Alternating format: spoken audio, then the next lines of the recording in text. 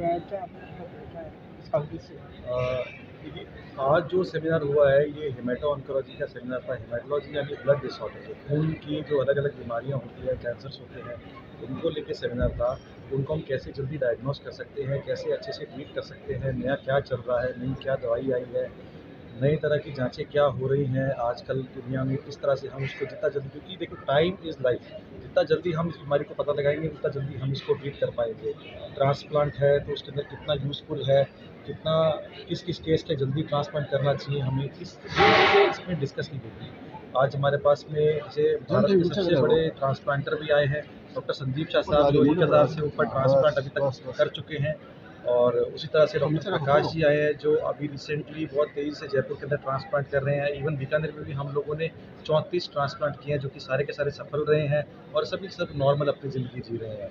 तो basic motive यही था कि सभी को हम अपडेट करें, और पेरीफेरी के अंदर जितने भी फिजिशियंस हैं, पीडियाट्रिशियंस हैं, उनको जो ब्लड या ब्लड से संबंधित बीमारियों में दिक्कत आती है, ब्लीडिंग को लेकर दिक्कत आती है, उन सबको अपडेट करना कि ऐसी कोई दिक्कत उनको वहाँ मिलती है तो वो उसको किस तरह से ट्रीट करें, या कब वो अलर्ट हो जाएं कि हाँ ये दिक्कत आ रही है, तो उनको फटाफट हमें हायर सेंटर बीकानेर हॉस्पिटल जाए तो उसे भेजना चाहिए आगे इलाज के लिए। तो ये सबसे सिखाई गई थी। साथ ही हमने सुबह सुबह उन सभी डॉक्टर्स को, लगभग 100 से अधिक डॉक्टर्स को हमने बोन मैरो एस्पिरेशन बायोप्सी की जांच करना किस तरह से की जाती है वो सिखाई थी। तो उससे आप बीमारी को जहां आप रहते हैं वहीं ही पकड़ सकते हैं, बजाय उसको छोटी छोटी चीज़ के लिए आपको बीकानेर भेजने की जरूरत नहीं पड़ेगी। आप अगर वो सीख लेते हैं अच्छे से तो उसको वहाँ पे भी पकड़ सकते हैं। सुबह जिन्होंने उस प्रोसीजर के बारे में सीखा है, या जो भूल गए हैं, कॉन्फिडेंस नहीं है, उनके लिए हमने यहाँ पे 3 पेल्विस प्रोवाइड किए हैं, जो पूरी कॉन्फ्रेंस के दौरान कभी भी वहाँ जाके उस पर ट्राई कर सकते हैं। एक लड़का वहाँ ऑलरेडी रखा गया है जो उनको पूरा समझाएगा कि कैसे कैसे ये होती है। ये चीज़ स्टेम सेल से जो इलाज करने की जो बात है, जो बोन मैरो को तक संभव है सर। हमने ऐसे ऐसे केस, माइलोमा, लिम्फोमा के ऐसे ऐसे केस अभी ठीक किए हैं जिनके लिए जवाब देने के अलावा कोई दूसरा उपाय नहीं था। तो ऐसे केसेस में जब स्टेम सेल ट्रांसप्लांट किया गया तो उनके लिए मील का पत्थर साबित हुआ, उनको नई ज़िंदगी मिली। अगर आप पिछले उसमें आपने देखा हो, 18 साल की बच्ची थी लिम्फोमा की, जिसको हमने ट्रीट किया, मौत की और ज़िंदगी की जो जंग लड़ी है उस लड़की ने और हमने, वो हम जीवन में कभी नहीं भूल सकते। वो 22 दिन जो वो भी डर के जी और हम भी डर के लिए, पर उसके बाद जब मैरो वापस आई तो वो खुशी मैं जीवन भर में कभी नहीं भूल सकता। और बच्ची आज बिल्कुल ठीक है, जिसको जवाब दिया गया था कि बेटा अगर ट्रांसप्लांट नहीं करेंगे तो हम कुछ नहीं कर सकते। हम एक थेरेपी देते, दूसरी थेरेपी 21 दिन बाद रिपीट की जाती थी, उससे पहले ही उसकी गांठें वापस आ जाया करती थी। तो जो हम दवाई दे रहे थे उससे तेज बीमारी चल रही थी, तो ट्रांसप्लांट के अलावा दूसरा उपाय नहीं था। कई ऐसी कहानियां हैं, हर मरीज की अपनी कहानी होती है जो स्टेम सेल ट्रांसप्लांट के बाद में इस तरह से ठीक हुए हैं कि हमने उसको कोई भी दवाई उसके बाद चालू नहीं की। सेमिनार चल रहा है कल और आज, ये अज़हर तुलसी कैंसर हॉस्पिटल और एसपी मेडिकल कॉलेज, इसमें दोनों ने मिलकर जो सेमिनार किया है, इसमें पहले दिन हम लोगों ने पैथोलॉजी विभाग जो हमारा होता है डायग्नोसिस का और ब्लड बैंकिंग के लिए हमने वर्कशॉप की थी। उस वर्कशॉप में जो रेजिडेंट डॉक्टर्स हैं और जो हमारे यहाँ डॉक्टर्स हैं, उनको बाहर से एक्सपर्ट हैं, उन्होंने आके और हैंड ऑन पूरा प्रैक्टिकल करके कैसे कैसे क्या करना चाहिए, ब्लड बैंक में क्या क्या करना चाहिए, कैंसर के पेशेंट्स में कैसे बोन मैरो बायोप्सी वगैरह होती है, उनको प्रैक्टिकली सिखाया वर्कशॉप में। और आज की जो हमारी मैन थी उसमें हमारे यहाँ पे अहमदाबाद से डॉक्टर संदीप शाह हैं, जो कि सबसे पुराने, लगभग सबसे पुराने जो बोन मैरो ट्रांसप्लांट के वो आए हुए हैं। इसके अलावा दिल्ली से डॉक्टर राहुल भार्गव और जयपुर से डॉक्टर विष्णु शर्मा और डॉक्टर प्रकाश, डॉक्टर उपेंद्र शर्मा और बहुत से जो बाहर से लोग आए हुए हैं, वो अपनी अपनी एक्सपर्ट ओपिनियन और अपने अपने जो अपने जिस फील्ड में एक्सपर्ट है उन सब के बारे में, जो हमारे यहाँ पे जो रेजिडेंट डॉक्टर्स हैं, जो नए डॉक्टर्स हैं, प्लस जो पेरीफेरी से में फिजिशियंस बहुत सालों से काम कर रहे हैं, उन लोगों को उन्होंने जो ब्लड के विभिन्न रोग हैं उनके बारे में बताया है। और इन सब से काफ़ी ज्ञानवर्धन मिला है, और जो हमारे यहाँ पे ऑडियंस आई हुई है वो भी काफ़ी उत्साहित हैं। और ये सब के बाद सब लोग जो पेरीफेरी में जाएंगे, या हमारे यहाँ पे भी जो मरीजों की केयर है उसमें काफ़ी सुधार आएगा। जो नई चीज़ें हैं या फिर जो पुरानी चीज़ें हैं, उसमें जो एक्सपीरियंस हैंड हैं, उनके एक्सपीरियंस का अनुभव लेके, और अब नेक्स्ट डे ही हमको ये लग रहा है कि हम मरीजों को इसका फ़ायदा दे पाएंगे। जो अपने कैंसर के मरीज़ हैं या ब्लड प्रकार के जो मरीज़ हैं, उनको हम एक्स्ट्रा केयर दे पाएंगे, एक्स्ट्रा हेल्प दे पाएंगे। इसलिए ये 2 दिन की सेमिनार से काफ़ी हेल्प मिली है पाकिस्तान के डॉक्टर्स को। सर, ये जो क्या क्या डोज हो सकती है? देखिए जो ये सेमिनार है इसमें नई खोज के लिए सेमिनार नहीं है, क्योंकि ये रिसर्च नहीं है। ये सेमिनार में जो नई खोजें भी आई हैं उनके बारे में डिस्कशन है, ताकि जो नया ट्रीटमेंट आया है और जो पुराना ट्रीटमेंट चल रहा है, क्योंकि देखो जो हर फील्ड में एक ही काम करता है वो ज़्यादा एक्सपर्ट होता है, तो उन फील्ड में कहीं कोई कमी तो नहीं है, उनके बारे में ये है। बाकी तो हर रोज़ नई खोज होती रहती है, रोज़ रोज़ नई दवाइयाँ आती रहती है। तो अब जो पिछले 6 महीने में क्या नया हुआ है उसके बारे में हमने यहाँ पे डिस्कशन किया है।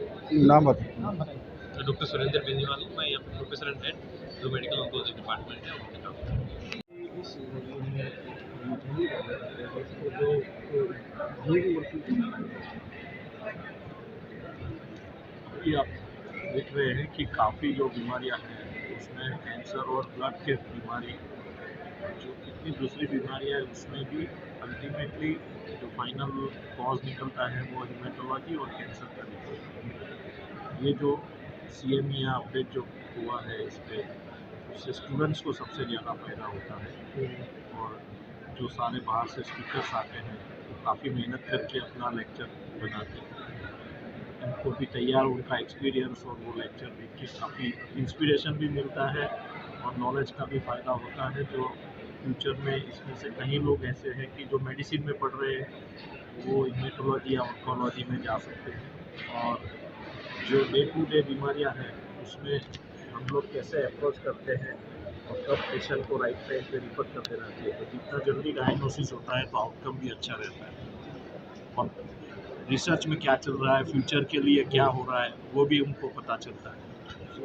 सर बोन मेरो जो ट्रांसप्लांट है वो कैंसर को रोकने में, कैंसर के इलाज में कितना कारगर साबित है? बोन मेरो ट्रांसप्लांट रोकने के लिए नहीं है, वो एक ट्रीटमेंट है जो काफ़ी ब्लड कैंसर और जो नॉन मैलिग्नेंट बीमारियाँ है उसको हम बिनाइन डिसऑर्डर्स बोलते हैं, जिसमें थैलेसीमिया है, प्लास्टिक एनीमिया है, सिकल सेल एनीमिया है और काफ़ी जीनेटिक डिसऑर्डर है जो जन्म से होते हैं, उसमें bone marrow transplant curative therapy है। और जो ब्लड कैंसर है, lymphoma, myeloma, acute leukaemia, myelodysplastic syndrome, ये सारी बीमारियों में जो या तो जब रिलैप्स होता है अर्ली ट्रीटमेंट के बाद, तब ट्रांसप्लांट से क्योर होने का चांस रहता है। और काफ़ी ल्यूकीमिया ऐसे हैं जो हाई रिस्क होते हैं, जिसमें खाली कीमोथेरापी से ट्रीट नहीं होता है, तो उसमें तो अपफ्रंट ट्रांसप्लांट करते हैं। एक पेशेंट को कीमोथेरापी के रिलैप्स के बाद भी क्योर होने का एक चांस रहता है। ऑलमोस्ट 50% केसेस क्योर हो सकते हैं ट्रांसप्लांट से रिलैप्स होने के बाद भी। और अभी जो पेशेंट में फर्स्ट लाइन करते हैं उसमें ऑलमोस्ट 70% चांस रहता है क्योर हो जाने का।